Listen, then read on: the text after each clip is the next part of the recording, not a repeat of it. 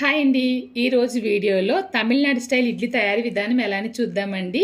మెడ్రాస్ ఇడ్లీ అని కూడా అంటారనమాట. ఇంక ఈ రోజైతే నేను మా షాప్లో మేము అమ్మే దోశ ఇడ్లీ బ్యాటర్ రెసిపీని చేసి చూపించబోతున్నానండి. ఇక్కడ ఇడ్లీకి దోశకి కలిపి ఒకే పిండి అనేది రుబ్బుతామన్నమాట. బియ్యం అయితే ఇప్పుడు బియ్యం తీసుకున్నాను, తర్వాత మినపప్పు మెంతులు తీసుకున్నానండి. మినపప్పు మెంతులు కలిపేసి కడిగేసిన తర్వాత నానబెట్టి మళ్ళీ కడగకూడదు. బియ్యం అయితే ఒక 4-5 సార్లు కడిగేసి నానబెట్టిన తర్వాత నీళ్ళు వంపేసి మళ్ళీ కడిగి రుబ్బాలన్నమాట.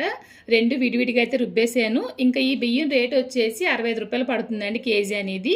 ఈ బియ్యానికి బదులుగా మీరు ఇప్పుడు చాలా సూపర్ మార్కెట్లో అమ్ముతున్నారు కదా, ఇడ్లీ రైస్ అని చెప్పేసి అవి కూడా వాడొచ్చు అనమాట. ఇంక రెండు పిండిలు కలిపేసిన తర్వాత తగినంత ఉప్పు కూడా వేసి కలిపేసి ఈ పిండిని రాత్రంతా పొలయబెట్టాలన్నమాట. ఇంక ఉదయాన్నైతే ఇడ్లీ వేస్తున్నాను.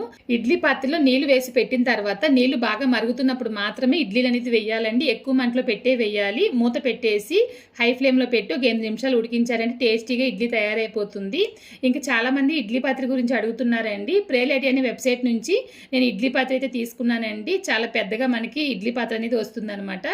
ఇంకా దీంట్లో చాలా ప్లేట్లు అయితే వచ్చాయండి. ముందుగా అయితే సాంబార్ ఇడ్లీ ప్లేటు, తర్వాత 2 డోక్లా ప్లేటు, ఒకటి స్టీమర్ ప్లేట్ వచ్చింది, 2 నార్మల్ ఇడ్లీ ప్లేట్స్ అయితే వచ్చాయన్నమాట. ఇంక ఇడ్లీ పాత్ర అయితే చాలా బాగుందనమాట. ఒక 1/2 కేజీ బిర్యానీ వరకు పర్ఫెక్ట్గా చేసుకోవచ్చండి. దీని లింక్ కావాలనుకుంటే కనుక లింక్ అని చెప్పేసి నాకు కమెంట్ చేయండి. ఇడ్లీ పర్ఫెక్ట్గా ఉడికిపోయింది.